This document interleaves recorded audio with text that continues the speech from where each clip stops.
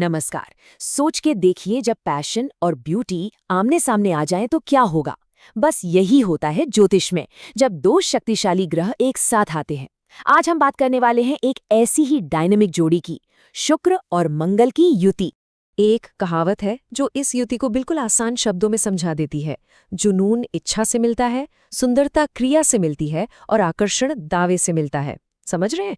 जब शुक्र और मंगल किसी की कुंडली में इकट्ठे बैठ जाते हैं तो बिल्कुल यही ऊर्जा पैदा होती है। ये एक चुंबकीय, रचनात्मक और हाँ, कभी-कभी काफी विस्फोटक शक्ति भी हो सकती है। तो आइए इस शक्तिशाली संयोजन को आहिस्ता आहिस्ता परत दर परत समझते हैं। इस चर्चा में हम 4 खास चीजों पर ध्यान देंगे। सबसे पहले शुक्र और मंगल आखिर हैं क्या? फिर जब ये एक साथ आते हैं तो क्या असर डालते हैं? इसके बाद देखेंगे कि जीवन के अलग अलग हिस्सों पर इसका क्या प्रभाव पड़ता है। और आखिर में कुछ उपाय और इन सब का निचोड़ क्या है। ठीक है, तो चलिए शुरुआत करते हैं। इस युति को ठीक से समझने के लिए सबसे पहले इन दोनों ग्रहों को अलग अलग जानना जरूरी है। देखिए, एक तरफ है शुक्र यानी वीनस। ये हैं प्यार, खूबसूरती, रिश्तों और लग्जरी के ग्रह। एक पुरुष की कुंडली में ये उनकी पत्नी को दर्शाते हैं। और दूसरी तरफ है मंगल यानी मार्स। इनमें है ऊर्जा, हिम्मत, एक्शन और लीडरशिप। और एक महिला की कुंडली में ये उनके पति को दर्शाते हैं। देख रहे हैं, बिल्कुल 2 अलग तरह की ऊर्जा है। तो जब ये दोनों एक साथ आते हैं तो ये बिल्कुल वैसा है जैसे इच्छा की चिंगारी को क्रिया का ईंधन मिल गया हो। और नतीजा एक ऐसी जबरदस्त आकर्षण जिसे नजरअंदाज करना बहुत मुश्किल हो जाता है। तो सवाल ये है कि जब ये दो पावर हाउस एक दूसरे से मिलते हैं तो होता क्या है। चलिए अब इस युति के कुछ सामान्य प्रभावों को समझते हैं। पहले अच्छी बातें। इस युति से कई सकारात्मक गुण सामने आ सकते हैं, जैसे कि एक बहुत ही मजबूत रोमांटिक स्वभाव, उच्च शारीरिक आकर्षण और कला, संगीत या फैशन जैसे क्षेत्रों में गजब का रचनात्मक टैलेंट। साथ ही ये एक मजबूत कामेच्छा और रिश्तों में अपनी भावनाओं को साहसपूर्वक व्यक्त करने की हिम्मत भी देती है। लेकिन जैसा कहते हैं, हर सिक्के के 2 पहलू होते हैं।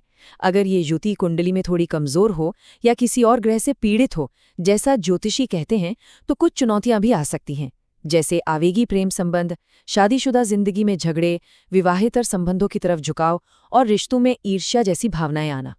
और यहाँ एक बात समझना बहुत बहुत जरूरी है।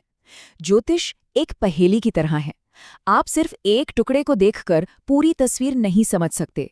इसलिए किसी भी अंतिम निष्कर्ष पर पहुंचने से पहले हमें ग्रहों की पूरी स्थिति, वो किस राशि में है, किस भाव में है और उन पर किन दूसरे ग्रहों की नज़र है, इन सब चीज़ों का विश्लेषण करना ही पड़ता है। जब इस ऊर्जा को सही दिशा मिलती है तो ये कमाल कर सकती है।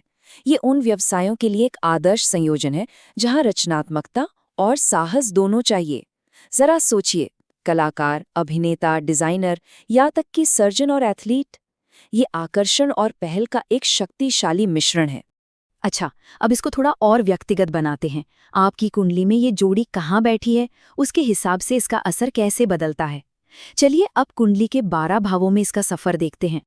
अगर ये पहले भाव में हो तो ये एक आकर्षक और चुंबकीय व्यक्तित्व देता है। दूसरे भाव में वाणी में जुनून होता है, लेकिन इससे पारिवारिक विवाद भी हो सकते हैं। तीसरे भाव में व्यक्ति एक साहसी संचारक होता है और रोमांस में पहल करता है। चौथे भाव में भावनात्मक तीव्रता और घरेलू जुनून देखने को मिलता है। 5वें भाव में ये मजबूत रचनात्मक अभिव्यक्ति और ग्लैमर के क्षेत्र में सफलता दे सकता है। और छठे भाव में यहाँ थोड़ा सावधान रहना पड़ता है, क्योंकि ये विवाह में संघर्ष पैदा कर सकता है, जहाँ जुनून प्रतिद्वंद्विता में बदल सकता है। 7वें भाव में ये एक अत्यधिक भावुक विवाह और जीवन साथी के प्रति मजबूत आकर्षण का संकेत देता है। 8वें भाव में ये तीव्र यौन ऊर्जा और गुप्त संबंधों की ओर इशारा कर सकता है। 9वें भाव में व्यक्ति की विचारधारा रोमांटिक होती है और विदेशी साथी के प्रति आकर्षण हो सकता है। 10वें भाव में ये करियर में, खासकर ग्लैमर उद्योग में, सफलता और मजबूत महत्वाकांक्षा देता है। 11वें भाव में ये कई रोमांटिक रुचियों और सामाजिक चुंबकत्व का कारण बन सकता है। और 12वें भाव में ये एक मजबूत कामुक स्वभाव और गुप्त संबंधों की संभावना को दर्शाता है। जब बात विवाह की आती है तो ये युति एक 2-धारी तलवार जैसी है। समझिए, एक तरफ ये जुनून की आग को तो भड़काती है, लेकिन दूसरी तरफ ये टकराव की चिंगारी भी पैदा कर सकती है। इसलिए इस आग को नियंत्रण में रखने के लिए दोनों भागीदारों में परिपक्वता और भावनात्मक समझ होना बहुत जरूरी है। अब इसको ऐसे सोचिए कि दूसरे ग्रह इस संयोजन का स्वाद कैसे बदल देते हैं। अगर बृहस्पति जैसा शुभ ग्रह अपना प्रभाव डाले तो ये ऐसा है जैसे आपने शहद मिला दिया हो, परिणाम मधुर और परिष्कृत हो जाते हैं। लेकिन अगर शनि या राहु जैसे ग्रह इसमें शामिल हो जाएं तो ये मिर्च मिलाने जैसा है, रिश्ते में अस्थिरता और गर्मी दोनों बढ़ जाती हैं। ठीक है, काफी कुछ हमने समझा। अब आते हैं सबसे जरूरी हिस्से पर, इस ऊर्जा का प्रबंधन कैसे किया जाए। चलिए कुछ व्यावहारिक उपायों और इस पूरे विश्लेषण के अंतिम निष्कर्ष पर बात करते हैं। यदि आपको लगता है कि ये युति चुनौतियां पैदा कर रही है तो कुछ सरल उपाय हैं। शुक्र को शांत करने के लिए स्वच्छता बनाए रखें, अच्छी सुगंध का उपयोग करें और शुक्रवार को सफेद कपड़े पहनें। मंगल की उग्र ऊर्जा को दिशा देने के लिए नियमित रूप से व्यायाम करें। रिश्तों में जल्दबाजी में निर्णय लेने से बचें।